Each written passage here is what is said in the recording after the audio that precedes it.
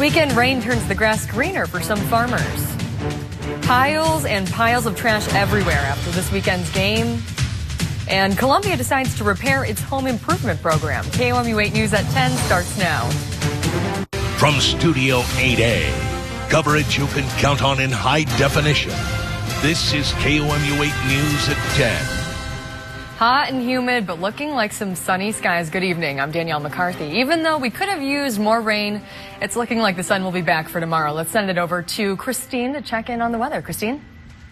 Yeah, Danielle, we actually do have some more. Mid-Missouri farmers woke up to their fields being a little greener today after this weekend's rain. One Mid-Missouri farmer says the rain was too late to help his corn crop, but it did help with his soybeans and cattle. He says 2/3 to 3/4 of his soybeans will fill out because of the weekend rain, but doesn't expect any new ponds because it's so late in the season. He says the rain's biggest impact will be to help feed his cattle. The grass has really taken off growing. It was completely dormant. We've been feeding our cattle since the first week of July, and now I think within a week we're going to be able to quit cutting silage for them. Alpers went on to say this rain may save him from collecting crop insurance this year. Thousands of people got down and dirty at the second annual Epic Mud Run at the Midway Travel Center today. Runners took on the longer than 3-mile course that featured about 15 obstacles, including a 125-foot-long mud pit, a color zone, and 2 giant mudslides. One organizer says the event had such a good turnout last year, they decided to have it again. Last year we did the event for the Travel Channel. It was part of Truck Stop Missouri. And this year, it just was so great last year, we decided to come back and do a second annual. Organizers estimated around 3,000 people took part in the run today. Some proceeds from the event went to support the MU Children's Hospital and the Children's Miracle Network. The U.S. Air Force and Veterans United joined with Ultramax Sports to put on the Mud Run. The Bass Pro Shop held its annual Labor Day Hometown Festival this weekend, but a fundraiser was the main focus. KOMU 8's Alex Dunn joins us in the studio with the details. Alex? Danielle, fighting multiples. Mounds of trash this morning on Mizzou's campus. It was the remnants of the Tigers' first home football game. Volunteers began cleaning Memorial Stadium at 7 this morning. The players and parents of the Hickman Lacrosse Club scoured the stadium for any trash. Other organizations helped clean the popular tailgating lots. Missouri beat Southeastern Louisiana last night. MUPD is looking for a suspect this evening after a woman reported a man attacked her around 10 last night. The alleged female victim says the attack happened in the Virginia Avenue garage. In a light-colored Chevrolet Impala on the MU campus, officers got the report around 1 this morning. They say they are working with the woman to identify the suspect and make sure she gets any necessary assistance. Jefferson City Police are investigating an attempted armed robbery this evening. A 51-year-old male claims he was meeting someone last night on the 1000 block of Elizabeth Street when he was attacked. A man reportedly sat down in the alleged victim's passenger seat, pulled out a gun, and demanded the keys to the car. The alleged victim was able to get away without any severe injuries. The suspect was gone by the time police arrived on the scene. Columbia could seek voter approval to raise the hotel tax to pay for a new terminal at Columbia Regional Airport. Cities like Columbia are authorized to impose a hotel tax of up to 7% to fund the promotion, operation, and development of tourism. The city can also legally levy a fee on each occupied hotel room. Mayor Bob McDavid and other officials say a new terminal is needed to accommodate the extra passengers an airport will receive when flights between Columbia and Orlando International Airport begin in November. The heat this summer gave Missourians a reason to want to cool off at state park beaches. Water testing records show bacteria has been high enough to close those beaches less.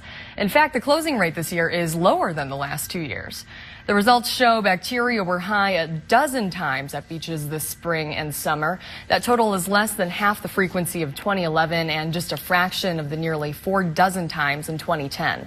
High bacteria did not force any state park beaches to close this year from late May through the end of July. The Missouri Foundation of Health issued a report showing LGBT Missourians are less likely to be in good health. KOMU 8's Sarah Duffy tells us why the LGBT community's health is in trouble.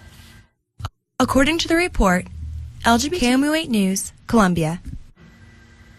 Currently, Missouri has no legislation against housing or employment discrimination for LGBT individuals. For a copy of the report, visit our website. That's KOMU.com. Well, the Republican National Convention is in the books now. The Democratic Convention opens this week, but there are already some protests. With just 2 days to go before the Democratic National Convention, President Obama is campaigning in key battleground states. NBC's Kristen Welker is on the road with the president in Boulder, Colorado. Counting on you. I need your help. In Iowa, hundreds of protesters took to the streets of Charlotte this afternoon. Demonstrators from more than 90 organizations took part in the march. Occupy Wall Street, labor unions, gay and lesbian, anti-capitalist, and many other groups were represented. The march passed by Bank of America, Wells Fargo, and Duke Energy headquarters. Officers from Charlotte and other area police departments made sure the march stayed peaceful. No problems or arrests were made. Clark Atlanta University has suspended performances by its marching band over allegations of possible hazing. A university statement did not specify when the hazing incident may have taken place or how many band members were involved. A scheduled appearance at the school's first home football game was canceled. The hazing death of a Florida A&M drum major last year has increased attention of abuse allegations. Several buildings at a historic hotel in Portland, Oregon have burned to the ground. 200 firefighters were called out to the 5-alarm blaze at the Thunderbird Lodge. The fire started just before 3 a.m. local time, and firefighters arrived to find flames shooting through the roof. 3 of the 6 buildings are considered a total loss, and a 4th is expected to be a loss. The fire could smolder for days. According to the hotel's website, it recently earned a Historic Preservation Award. A bomb planted in a car killed 1 person and injured another today in Libya. The identity of the victims remains unclear. An official told Reuters the bombing targeted a car carrying 2 intelligence officers. The driver and passenger of the car targeted were intelligence officers. AFP cited Libya's deputy interior minister as saying the driver who died in the bombing was a former security official who served under the Gaddafi regime. The government is struggling to control armed individuals and militias that have gained power during the conflict that ousted Gaddafi and resulted in his death. The powerful founder and leader of the Unification Church has died. Reverend Sung Myung Moon has died at the age of 92, according to church officials. Moon reportedly died at a church-owned hospital near his home in just northeast of Seoul. 2 weeks ago, he was hospitalized for pneumonia. Moon's religious movement began in the 1970s and spread around the world. The church was widely known for its mass weddings in which thousands of people were married. The church faced controversy and has been accused of using dishonest tactics like duping followers out of money and brainwashing them. 9 people are in police custody for their alleged link to Mexico's notorious Sinaloa cartel. Police in Colombia arrested the group who's charged with smuggling heroin into the U.S. and the Netherlands. The arrests were part of a coordinated operation between Colombian authorities and the U.S. Drug Enforcement Administration. At least one of the suspects was wanted on an extradition request by a New York court. The investigation began 2 years ago. Well, our entire holiday weekend won't be in. Last November, KOMU 8 News brought you the story of a man whose experience with the Columbia Housing Rehabilitation Program led to unexpected delays and extraordinary costs. KOMU 8's Katie Brennan tells us what the city has done since then to make sure no other Columbia residents have a similar experience.